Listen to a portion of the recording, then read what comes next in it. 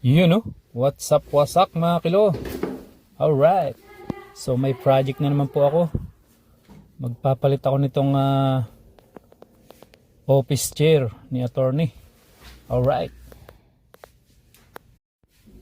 at ito naman, baklasin na natin itong silicone. Yan, kapit na kapit.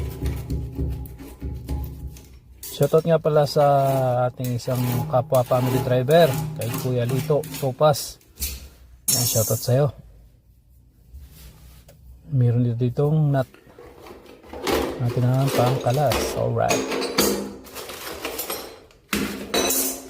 so yung ikakabit dito na bago, wala nang nut, bagong design na, new design. So ito may nut pa. Ito yung hold itong chair, office chair ni attorney. Alright, yan, bagal lang po natin kabilaan yan. Yan naman.